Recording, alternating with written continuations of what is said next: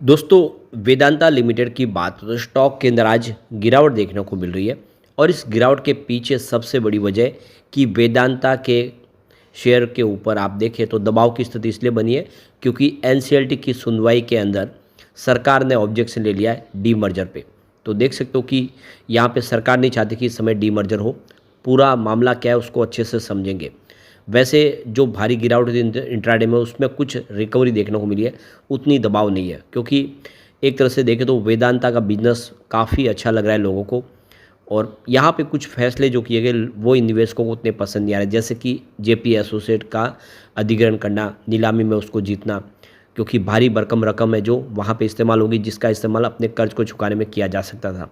तो यहाँ पे इन सारी बातों को समझेंगे, सरकार का ऑब्जेक्शन क्या है और क्या डीमर्जर हो पाएगा या फिर डीमर्जर कैंसिल होगा, जानेंगे इस वीडियो के माध्यम से। लेकिन फ्रेंड्स उससे पहले अगर आप पहली बार हमारे चैनल पे आए तो चैनल को सब्सक्राइब कर दीजिए, एक बेल आइकॉन दबा दीजिए ताकि जब भी नया वीडियो बने पहला नोटिफिकेशन आपको मिले। वीडियो पसंद आए तो लाइक से जरूर कीजिए। चलो फ्रेंड्स वीडियो स्टार्ट करते हैं। मैं हूँ आपका दोस्त एसपी दवे और हमारे अपने चैनल ऑनलाइन कमाई में आपका बहुत बहुत स्वागत है। तो सबसे पहले बीएससी सेंसेक्स की बात करें तो आज 82,693 के स्तर पे आपको बाजार देखने को ट्रेड करता हुआ दिखाई देगा। अभी आधा घंटा बाकी है ट्रेडिंग क्लोज होने में।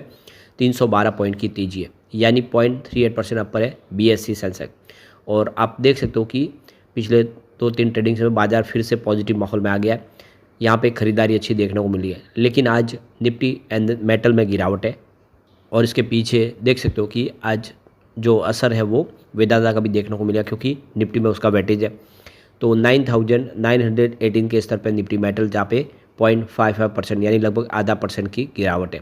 अब वेदांता लिमिटेड की बात करें तो शुरुआत तो सुबह पॉजिटिव थी 465 पर, तो शुरुआत अच्छी हुई थी। उसके बाद 471 तक चला गया स्टॉक।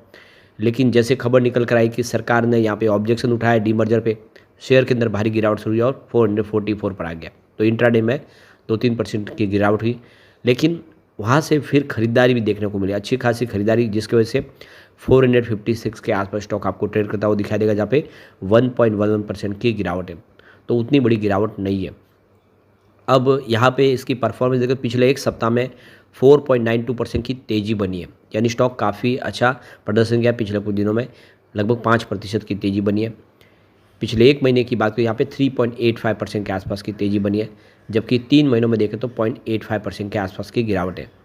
यानी पिछले 3 महीनों में जिसका निवेश है उसको नुकसान हो रहा है। 6 महीने की बात करें तो यहाँ पे 1.81% के आसपास की तेज़ी है, जबकि पिछले 9 महीनों में 9.57% के आसपास की गिरावट है।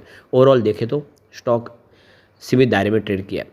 तो अब डी मर्जर के मामले में एक बड़ा पेच फंस गया है क्योंकि सरकार ने यहाँ पे आपत्ति जताई है, उनको फाइनेंशियल रिस्क का डर है। तो अनिल अग्रवाल की कंपनी वेदांता के डी मर्जर का जो प्लान है वो अब अधर में लटकता हुआ दिखाई दे रहा है, क्योंकि यहाँ पे देख लो कि एनसीएलटी में कंपनी के डी मर्जर के खिलाफ कई दलीलें दी गई सरकार की तरफ से, और उन्होंने यहाँ पे आपत्तियाँ जो की है उसके हिसाब से ये डी मर्जर अब लटकता हुआ दिखाई दे रहा है। तो उसका असर शेयर पे भी देखने को मिला और शेयर में गिरावट हुई। तो ये देख सकते हो कि यहाँ पे योजना पर राष्ट्रीय कंपनी कानून न्यायाधिकरण यानी एनसीएलटी में आपत्ति जताई गई है। सरकार ने 4 मुख्य मुद्दे उठाते हुए कहा है कि इस योजना के बाद कारोबारी जोखिम बढ़ जाएंगे। सरकार के इस बयान के बाद वेदांता लिमिटेड के शेयरों में इंट्राडे में 3% के आसपास की गिरावट देखने को मिली।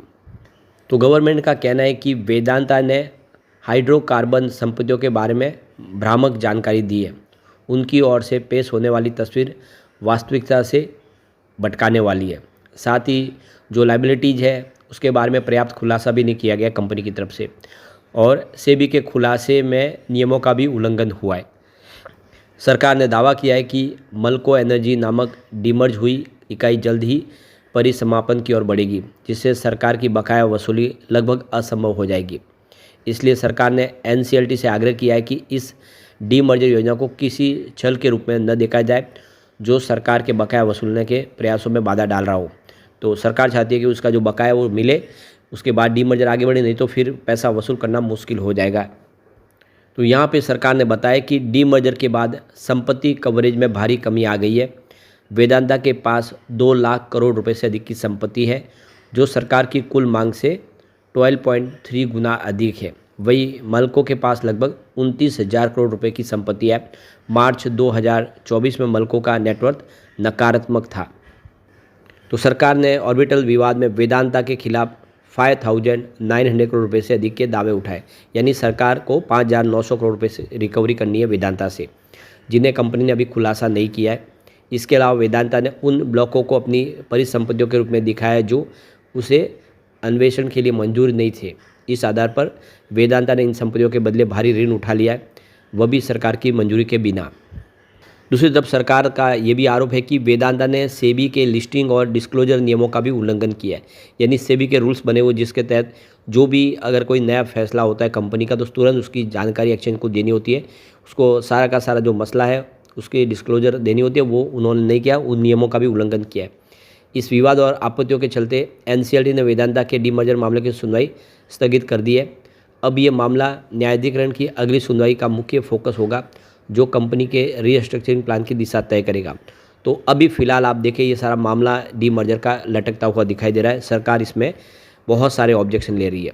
दूसरी तरफ एक और जो बड़ी प्रॉब्लम है कि वेदांता लिमिटेड ने 17,000 करोड़ में जेपी एसोसिएट लिमिटेड की बोली जीत ली है, लेकिन अब वेदांता को उसके लिए पैसे खर्च करने पड़ेंगे, जो आप काफ़ी बड़ी रकम होगी। तो जो आप देखें स्टार्ट में अप फ्रंट में इनको 3,800 करोड़ की रकम चुकानी है, बाद में 2,500 3,000 की एनुअल किस्त बन जाएगी, 12,505 के ये टोटल इसकी प्रेजेंट वैल्यू गिनी गई ऑफर की। तो अब आप देख सकते हो कि ये जो बड़ी रकम है ये जो चुकाएगी कंपनी, जिससे कंपनी उस पैसे का इस्तेमाल अपने कर्ज के चुकाने में कर सकती थी। तो यहाँ पे अभी सीसीआई की अप्रूवल नहीं मिली है, तो वेदांता ने सीसीआई से अप्रूवल मांगी है। सीसीआई अप्रूवल देगी, उसके बाद आगे की कार्रवाई बढ़ेगी। लेकिन जो जानकार है, जो निवेशक है, उनको लगता है कि ये डील नहीं करनी चाहिए वेदांता को। वेदांता का खुद का बहुत सारा कारोबार फैला हुआ है, जबकि जेपी एसोसिएट लिमिटेड का जो बिजनेस है उनके बिजनेस से मेल ही नहीं खाता है। ऐसे में उनको ये निवेश के बारे में नहीं सोचना। तो आप देख सकते हो कि बहुत सारे सवाल उठ रहे हैं 17,000 करोड़ के इस अधिग्रहण को लेकर। अलग अलग जो एक्सपर्ट है उनका कहना है कि कंपनी के ऊपर और भार बढ़ने वाला है, रिस्क बढ़ जाएगी, क्योंकि इससे आप देखें खर्च और कंपनी करने की जो शक्ति है वो कम होगी, डेट बढ़ जाएगा। तो कुल मिला के जो इनका बिजनेस है उसके ऊपर दबाव देखने को मिलेगा। ये डील जो है उनके वेदांता के बिजनेस के लिए मुसीबत वाली होगी। तो कुल मिला के देख सकते हो कि ये बड़ी एक और प्रॉब्लम है, क्योंकि जो निवेशक है उन किसी को भी ये डील पसंद नहीं आ रही है।